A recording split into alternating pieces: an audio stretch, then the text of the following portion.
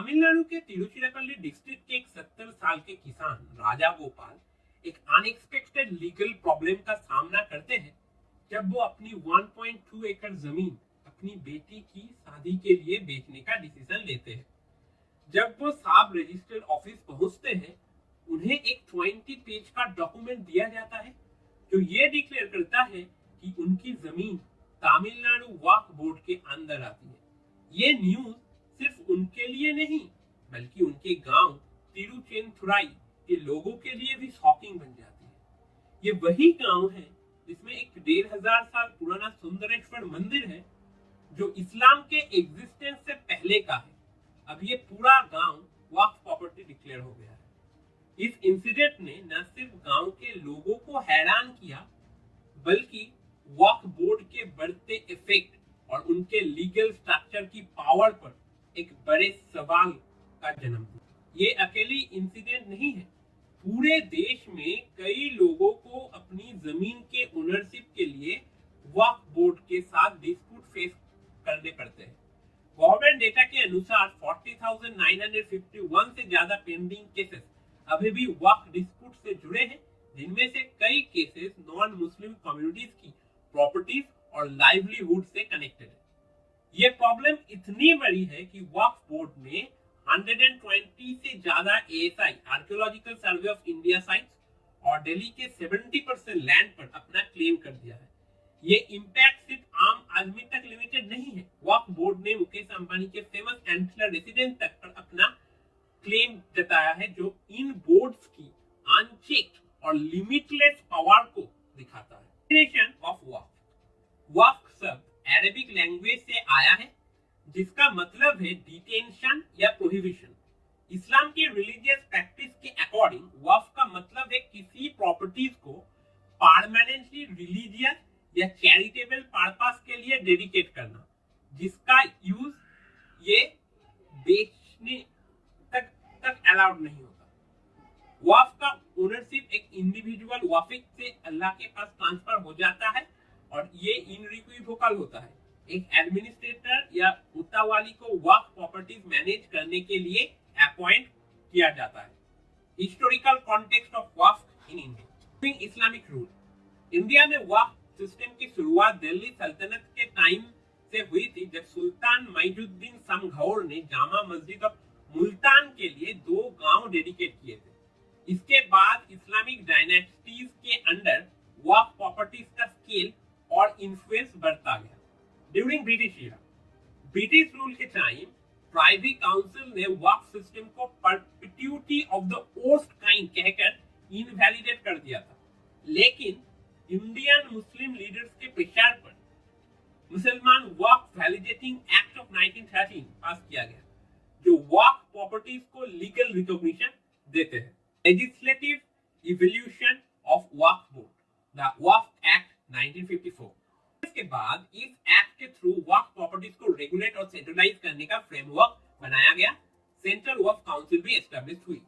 The Waqf act 1995 में act को strengthen किया गया और वक्फ ट्राइब्यूनल्स बनाए गए। ये ट्राइब्यूनल्स के डिसीजन किसी भी सिविल कोर्ट में चैलेंज नहीं किया जा सकता। 2013 अमेंडमेंट्स। 2013 में ट्रांसपेरेंसी और एफिशिएंसी बढ़ाने के लिए और रिफॉर्म लाए गए, लेकिन एडमिनिस्ट्रेटिव और जुडिशियल अकाउंटेबिलिटी के एरियाज में ये रिफॉर्म इनसफिशिएंट रहे। Scale of Waqf holding in India.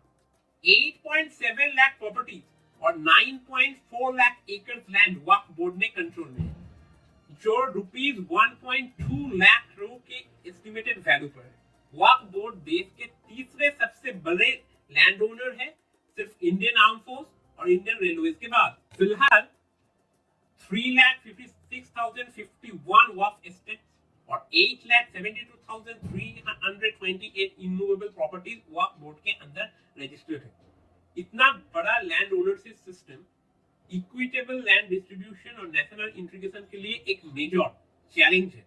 Comparative context. एक सेकुलर और डेमोक्रेटिक कंट्री होने के बाद भी भारत में वक्फ बोर्ड का इन्फ्लुएंस दुनिया के कई इस्लामिक कंट्रीज के मॉडल से बिल्कुल ऑपोजिट है। इस्लामिक कंट्रीज के एक्शन। कई इस्लामिक देशों ने वक्फ होल्डिंग को या तो एबोलिश कर दिया है या उनका प्रभाव लिमिट कर दिया है। Turkey, Egypt, Libya, Sudan, Lebanon, Syria, Jordan, Tunisia और इराक जैसे मुस्लिम कंट्रीज ने वक्फ सिस्टम को ये या तो रेस्ट्रिक्ट कर चुके हैं या कॉम्प्लीटली रिमूव कर चुके हैं। इन्होंने ये समझा कि वक्फ सिस्टम कई बार मिसमैनेजमेंट और सोशल टेंशन क्रिएट करता है। A threat to secularism and Hindu interest. India एक सेकुलर देश है, लेकिन वक्फ बोर्ड को मिले स्पेशल राइट्स और उनका यूनिक लीगल स्ट्रक्चर देश के सेकुलर कैरेक्टर को डायरेक्टली चैलेंज करता है।